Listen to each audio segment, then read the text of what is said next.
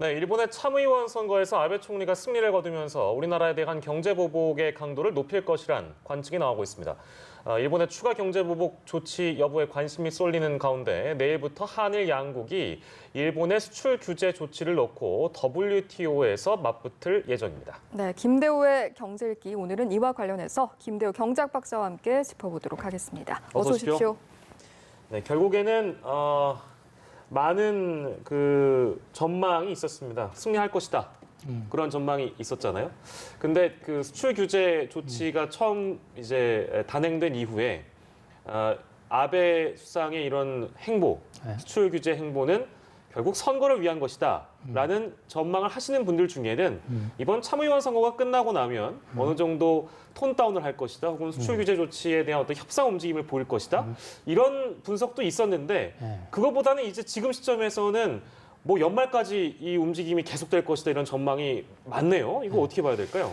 예, 여러 가지 뭐 다양한 전망이 있죠. 근데 어저께 이제 밤새 미국, 일본에서 이 개표 결과를 보면 약 한 7표 정도 차가 부족했죠. 그러니까 일본의 이 자민당과 연합여당인 공명당이 다수당으로서 절대 지지를 받아가는 데서는 아무런 문제가 없어요. 당초 아베 총리가 겉으로 약속했던 것은 과반수 이상의 지지를 얻으면, 참의원에서 과반수만 당선이 되면 우리의 승리다, 이래 했는데 실제로 나타난 걸 보면 지금 141석을 얻었어요. 또 합쳐서. 기존에 있던 3년마다 한 번씩 선거하니까 이번에 새로 당선된 사람과 기존에 있던 거와 합치면, 그러면 과반수를 압도적으로 넘는 것이죠. 그러니까 미국 국내적으로는 일본 국내적으로 아베 정치적 기반은 아무런 문제도 없고 특히 아베 총리는 이번에 승리다. 한국에서는 패배다라고 얘기하고 있지만 일본에서는 승리다라고 얘기를 하죠. 그러나 이제 내심 이것이 그 평화헌법으로 가는 데는 헌법을 바꾸려면 3분의 2 지지를 받아야 되는데 사실상 그동안에 일본 유신회까지 포함될 때는 선거 전까지만 하더라도 참여는 3분의 2가 되었었거든요.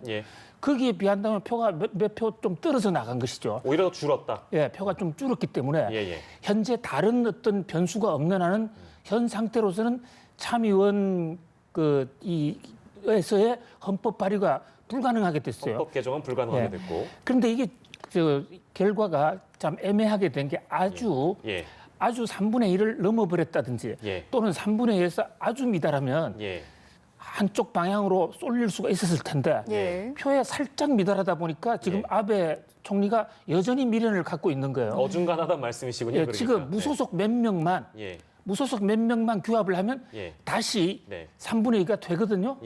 그러니까 친여계 무소속뿐만 아니라 지금 이번에 당선된 사람 중에서 무소속이 약 한 19명 정도 됩니다. 그렇군요. 그 중에서 몇 명만 포섭을 하면 7명만 포섭하면 되는 거예요. 또 무소속을 포섭 못하더라도 야당한테 압력을 넣어서 자, 한국하고 싸우는 모습, 이것이 결국은 일본의 주권의 문제고 한국을 그냥 그대로 둬서는 안 되겠다. 그러니까 야당 너희들도 좀 가세하라. 그러니까 오히려 아베 입장에서는 더 강공으로 나올 수도 있다. 목표하는 헌법 개정, 평화헌법의 개정을 위해서 이번 표 결과는 결코 우리한테 유리한 결과는 아닌 것 같다, 이런 전문가들이 많습니다. 그리고 하나만 이제 뭐 일본의 정치 어떤 그 시스템 자체가 우리나라와 다르다 보니까 그러니까 올해 안에 뭐 중의원 선거가 더 있다면서요. 그 중의원 선거라는 것도 좀 짚어주시면 좋을 것 같은데요. 그렇습니다. 이 일본의 그 의회는 상하 양원으로 되어 있지 않습니까? 근데 사실은 이 중의원이라는 데가 하원이고 참의원이라는 데가 상원식인데 이 하원에 해당하는 중의원의 모든 권력이 집중돼 있습니다. 그래요? 정부 불신임안도 중의원에 있고 실제로 지금 아베 총리도 중의원 의원이죠. 그래서 저보고 참의원 선거 결과를 이거 죄송합니다. 어쨌든 이거를 짚고 가야 되니까. 그래서 중의원이 더 중요합니다.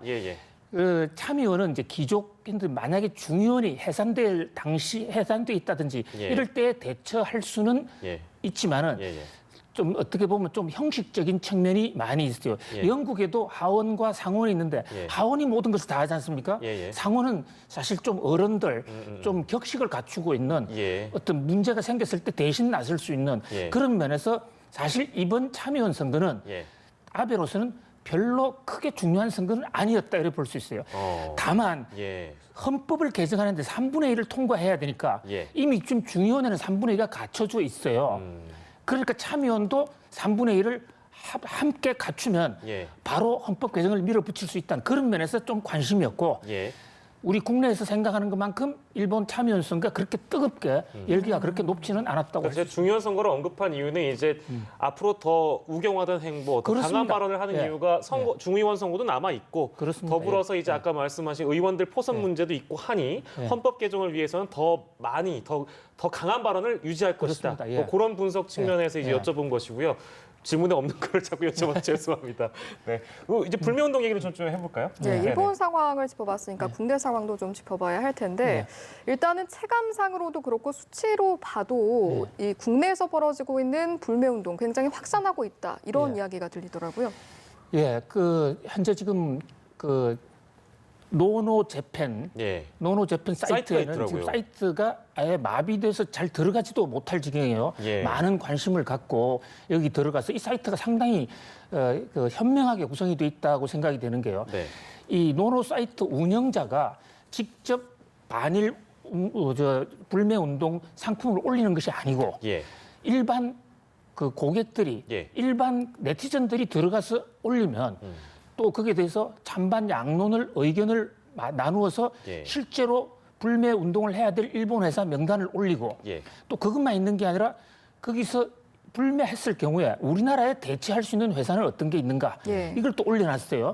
그런 면에서 이제 효과적으로 실질적인 효과가 나올 수 있다라는 점에서 기대를 모으고 있는데 지금 도처에서 여러 가지 지금 좀 효과가 좀 나고 있다. 그러니까 이 국민들의 전체적으로 지금 분기탱천해하는 모습이 과거에 어떤 그동안에 1965년 국교 수교 이후에 여러 번 한일 간에 이런 분쟁이 있었습니다만은 사실 이번의 분쟁이야말로 한국의 주권을 건드릴 수도 있고 경제의 기반을 건드릴 수도 있다. 이런 점에서 우리 국민들의 그 분기가 그 어느 때 못지 않은 것 같습니다. 예, 그렇습니다. 이 불매 운동에 대한 일본의 반응이 어떤지도 궁금한데요. 어떻다고 합니까? 일본의 지금 공식 언론 매체만 보면 한마디로 평가절하입니다. 별거 아니다. 네네네. 유니클로가 일전에도 유니클로 CFO가 자기 본사에서 그 기자들을 만난 자리에서 한국의 불매 운동 며칠 가지도 못할 거 우리는 걱정하지 않는다. 이렇게 얘기를 해서 우리나라 국민들의 화를 더 돋군 적이 있지 않습니까? 그런데 지난주에는 주간 산조죠. 여기서 화면으로 나가고 있네요. 주간 산조에서 아주 자극적인 제목이 나왔어요. 한국 사람들은 낮에는 반일이라고 외치고 밤에 가면 아사히 맥주로 더위를 속을 달랜다.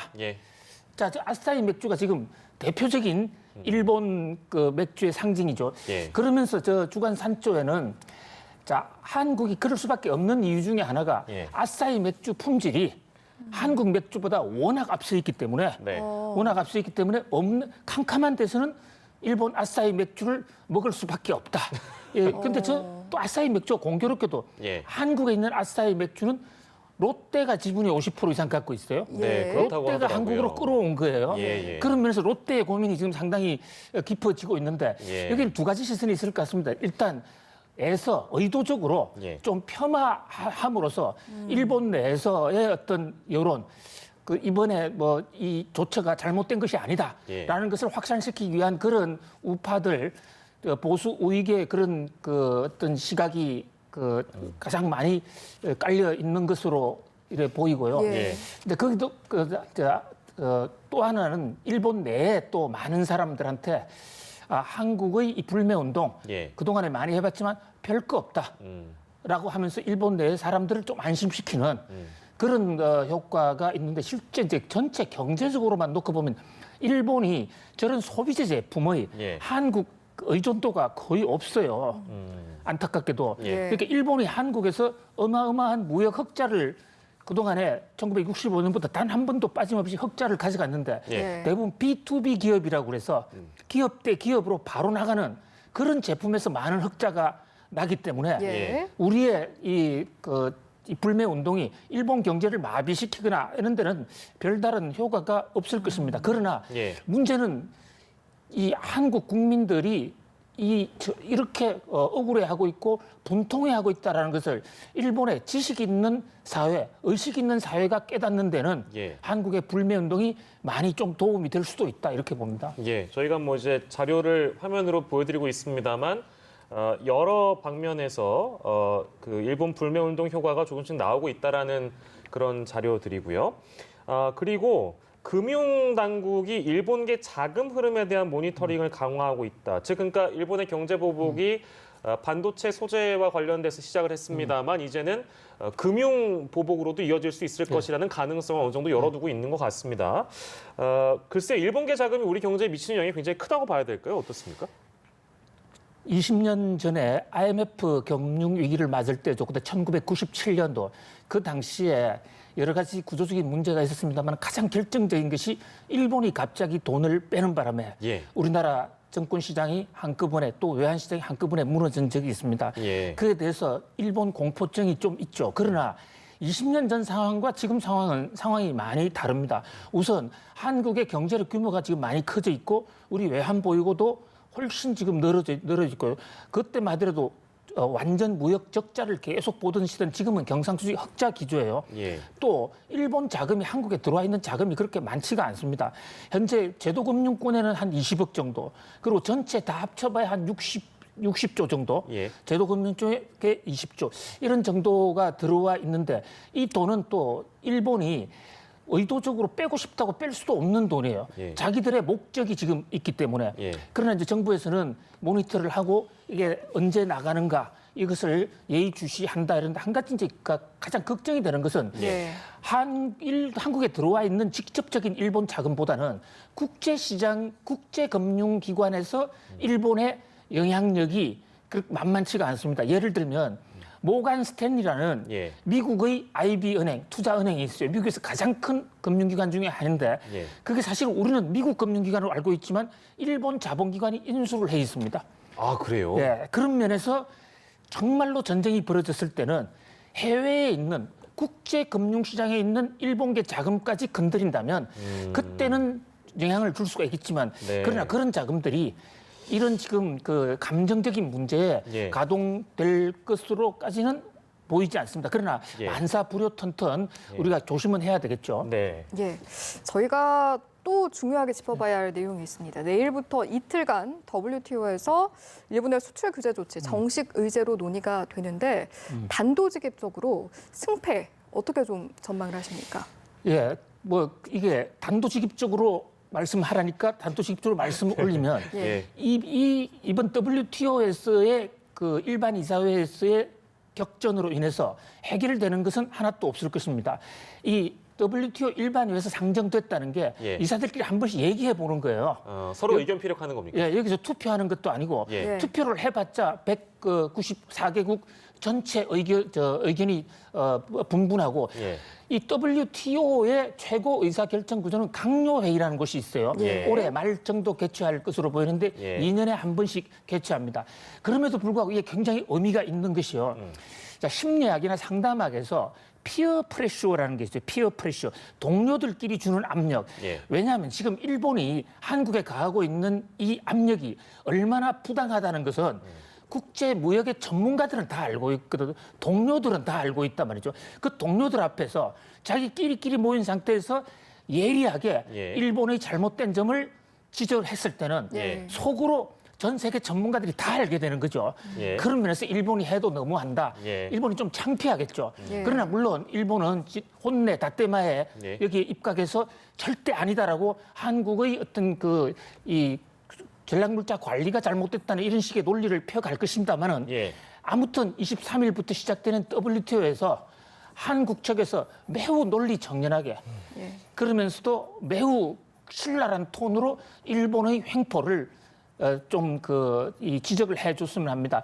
이 시일야 방성대국 같은 이 과거에 그런 유명한 논문이 있듯이 예. 이번 WTO에서의 이 일본 성토야말로 세계적으로 명문이 될 수 있는 예. 자유무역의 선구자로서 보호무역을 때려잡는 예. 그런 명문이 될 수 있도록 아주 기대를 해봅니다. 예, 알겠습니다. WTO 얘기까지 저희가 해봤고 마지막 질문이 될 것 같은데 이 화이트리스트 배제에 대한 가능성 실제 이거는 저희가 지난 시간에도 많이 짚어봤습니다만 만약에 배제되면 지금같이 뭐 반도체 세계 품목만 이렇게 제외가 되는 것이 아니고 예. 굉장히 많은 뭐 1,000개가 넘는 그런 부품에서 이제 제외가 되는 거잖아요.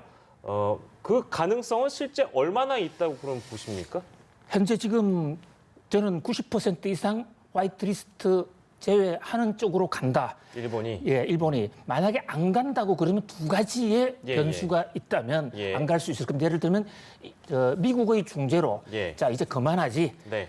라고 어떤 대중재가 이루어지거나 예. 아니면 한일 간에 이 외교적 타결이 되면 예. 이를테면 청구권 협정에 둘러싼 문제라든지 이런 예. 문제가 타결이 되면 가지 않겠지만 되지 않으면 이 두 문제 중에 하나라도 해결이 되지 않으면 예. 일본으로서는 이미 하겠다라고 얘기해놨는데 예. 이제 와서 안 할 명분이 없는 거예요. 자, 그런데 이게 중요한 것은 7월 24일입니다. 예.